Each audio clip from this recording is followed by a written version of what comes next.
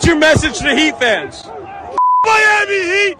Jalen Rose him 30-piece on your dome. We're going to Miami on Saturday, and you your up.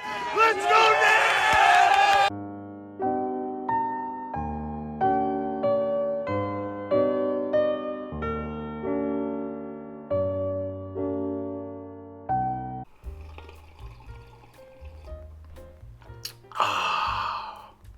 You know what's in this cup? You know what's in this cup? The tears of the ESPN network. I'm very disgusted right now because it's one thing to lose, but it's another thing not to show up. When you're the road team, you got to pay attention to that weather and that heat because it causes your muscles to have a little endurance. It affects the endurance of your muscles and causes tiredness. We're going to get to Jalen Rose blaming the weather. We're going to get to that. But first, let's harken back to my last video. What was that I said? Ooh, I can't wait for Saturday. I can't wait for Saturday. One more time, what was it? I can't wait for Saturday. Let's go. The Heat at this point, we're just out here handling business at this point. Like, I don't see, we'll get to this in more detail, but I don't see what the Knicks' next move is at this point as far as basketball-wise. There's two predictions I wrote down for this game that I gotta pat myself on the back. I'm being a little cocky here. It's kind of hard not to when you see that dude that I played in the beginning of this. Miami Heat! I'm trying to stay cool. I don't want to be like that gloaty kind of guy, but I'll put a picture of this. Prediction. Jimmy has facilitative game. Not a huge 40 to 50 point game. Doesn't need to for W against the Knicks. Doesn't need to put on super cape against the Knicks like you do for the Celtics or the Bucks. Having a game like this, 28 points, 4 rebounds, 3 assists, and he only played 36 minutes. That was really nice. He's not out here playing 43, 46 minutes, so only playing 36 minutes after having 6 days off, beautiful, beautiful. When you watch a team so many times, I haven't missed a Heat game since the Philly series last year. I have seen every single game besides one game because I was on a plane. It was the away Nuggets game this season. That was the only game that I didn't see. So when you watch a team over and over and over again, you know that team so well. So I wrote, Heat locked in. I feel like we're going to win, and there's only 8 minutes and 26 seconds left in the first quarter. That's how sure I was that we were going to win this game. This team is more locked in and playing to their full potential right now than any other team in the league. This is the cockiest thing that I'll say right now. I'm already thinking about Boston. Sorry Knicks, sorry Philly. I'm already thinking about Boston because I don't see what the Knicks do from here. I don't see what their adjustments are from here, but we'll get to that. All right, let's break down the game real quick. This was an interesting statistic. The winner of Game 3 in a 1-1 series wins 73% of the time. I thought that was very interesting. The question going into this game was, how's Jimmy's ankle? How's Jimmy's ankle? Everyone wants to know, how's Jimmy's ankle? Game starts, Jimmy gets a quick bucket. I'm like, okay, looking pretty good. Then he comes down and hits that nasty fadeaway, and I'm like, okay, he's good. We're cooking, let's go. So the first guy I have down doing great was Max, man. I've been really happy with Max lately, and the thing that I really love about Max is that the guy is so much more than just a three-point shooter. He's a great defender. He's super athletic. He's a big dude. He's 6'5", been like, you know, a big 6'5". You know, he's not like, I need to stop saying you know so much. I've noticed that. I got to stop saying and you know. I got to stop doing that. See, it's hard. But Max on defense, getting out in the fast break, that outlet pass from Kevin Love, which really shows Max's athleticism. And right off the bat, I saw this. An offensively aggressive Bam. Yes. Shout out to Bam for having an awesome game, man. I mean, the guy was everywhere, working so hard.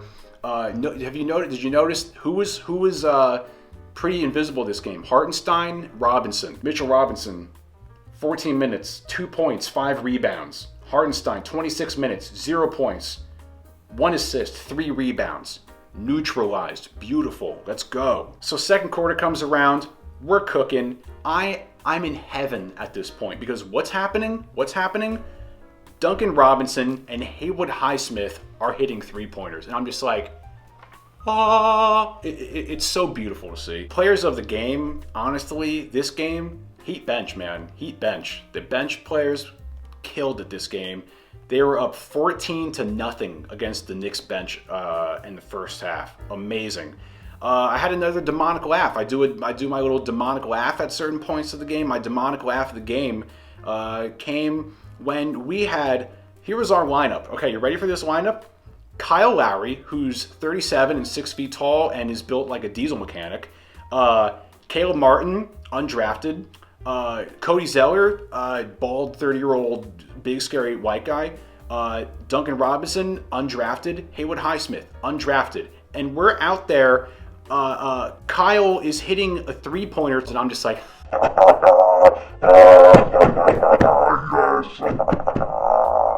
I love it. It's beautiful. I'm just sitting there laughing like a maniac because less than a month ago, we lost to the Atlanta Hawks in the first play-in game, and now we're here, and it makes no sense. This team makes no sense. I've been saying all year, this Miami Heat team is an anomaly.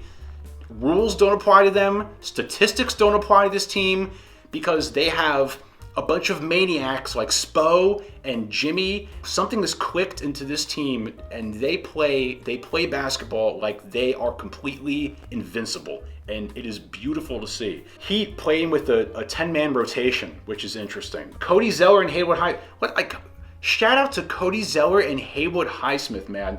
They each only played 12 minutes. Haywood, 5 points, 6 rebounds in 12 minutes. Cody, 6 points and 6 rebounds in 12 minutes, and started a fight with Julius Randle. Let's go. Let's go. I can't say that's a fight because that doesn't classify as a fight when it's Knicks Heat playoffs. That was a mere scuffle. It's not a fight until Spo is out there on the court hanging on to Julius Randle's ankle for dear life like Jeff Van Gundy was doing to Alonzo Mourning back in the day. Okay? But still, I love to see it. I love to see it. I think at the end of the second quarter, this was the closest the game was. We were up 10 with 2:27 left. We were 1 for 11 at this point. And then Jimmy, man, dude gets an and one and then another and one, like back to back. And that second and one, man, maybe I can find the highlight. He split Randle and Josh Hart in half. The Miami Heat defense tonight was a masterclass. I mean, their defense was just unbelievable. And then Jalen Rose blames the weather. They joke about it in Miami, but also as a road, when you're the road team, you got to pay attention to that weather and that heat because it causes your muscles to have a little endurance. It affects the endurance of your muscles and causes tiredness. What did my ears just hear? This guy blames the weather as if they're playing in an arena without air conditioning. The only time the weather excuse applies is if you're in Denver when you're playing at a really high altitude. And it wasn't even that hot in I don't know. The nonsense that comes out of their mouth is ridiculous. So going into the second half, I write the goal of the Heat should be to keep the lead above 10, which we ended up doing, which was nice. And this is when the Knicks got another technical foul. And this is when I was like, yeah, Knicks are in their heads. Knicks are having they had a little bit of a meltdown here. I've really come to enjoy the Kyle and Gabe minutes. I know Gabe didn't have that great of a game today, and there's a part of me I was like, man, this is kind of game where I wish I could see more of Kyle than Gabe, but I totally understand you can't play too much Kyle. I get it. I always kind of compare Gabe and Kyle to this kind of yin and yang, acid and base kind of thing because they're both very different styles of point guard. And having them on the floor together just brings that much more of a balance to the offense. Kyle must be the most annoying person to play basketball against because he is just a pain. The guy's just a pain. But thank God he's on our team. We're up points in the paint, 34-28 points in the paint. Last game we got ended up getting beat, I think 40-20 points in the paint. So great adjustments by the team. Awesome adjustments. Fourth quarter, here we go. Bam, Duncan, Kyle, Gabe, and Haywood. Just out here playing great basketball, man. Tyler Herro, looking ridiculous, as always, but he always looks kind of kind of weird. But good for him. Do you, Tyler? Do you, bro? Good for you, man. That move that Kyle put on Emmanuel quickly in the paint with that crazy pivot and step and shot fake, and man, what a veteran move. And then we were cooking. Then the Knicks went on a little run, and they went on an 8-0 run, 5:19 left, and I wrote up 14. Time to put Jimmy in and close the game. Cut to commercial. We're back. What happens? Jimmy's in. Crazy Jimmy statistic here. He's averaging 12 points per game in the fourth quarter in the playoffs, which apparently is the best in 3 decades. So that's impressive. I wonder if Julius Randle's going to be on the Knicks next year. I wonder. Oh, here's the interesting thing. The narrative I kept seeing is that, oh, the Knicks shot bad. The Knicks shot bad. Knicks shot bad. Yeah, we didn't shoot much better. I mean, we shot. Okay, let's break it down real quick. We only shot about 4% better from the field than the Knicks. Knicks shot 34.1%. We shot 38.9%. 3-pointers. Knicks shot 20%. We shot 21.9%. So if you look at the statistics, it wouldn't look like that we won the game by 19 points, yet we did, despite having not that much better stats than the Knicks, which just goes to show you we just played better. That just kind of comes down to it. We just played better basketball than the Knicks did. You know, from a basketball perspective, I don't see what the Knicks' next chess move is at this point. Like what do they try next? I mean, do you go big? Do you kind of like lean more into the Hartenstein, Mitchell Robinson, Obi Toppin thing and try to just bully us in the paint? Do you try and rely on Brunson or Randle going nuclear one game? And, Julius Randle did have a 46-point game against us this year, but is that going to happen again? Maybe they'll have a really good shooting game. We have a bad shooting game. I don't know. I don't see what the Knicks, what their play is. And they just don't seem to be as locked in as the Miami Heat are right now. Another interesting observation about this series is there hasn't been a game yet where Jimmy has really gone off, and that's what I've been saying. Like, Jimmy doesn't need to go off in order to beat these teams. Like against the Bucks, yeah, you needed Jimmy to put on the Superman cape and get a 42-point game and a 56-point game. Jimmy needed to go nuclear to beat the Knicks. You don't need to do that. You don't need to do that, especially the way with how locked in this team is right now. All 10 guys contributing right now. You don't need. It's not necessary. Oh, okay. So I'll end it with this. So I watch a bunch of the Miami Heat podcasts. I watch the Miami Heat Beat, the Hangover Time guys, Tobin, the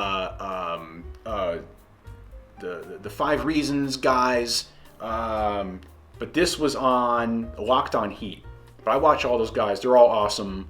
The Hangover Time show is the funniest show ever. They're hilarious. So David Ramel, he, I guess, was near the locker room or at the locker room to do the post-game interview stuff, and he heard Jimmy say, quote, I am the best effing player in the world. Set double teams, triple teams, it doesn't effing matter. Let's go. I'm still staying with Heat in 5, maybe 6. I don't think the Knicks are going to be a problem for us. As long as nothing really bad happens, as long as we stay healthy, we stay locked in, we keep playing the way that we've been playing this entire playoffs, forget about it.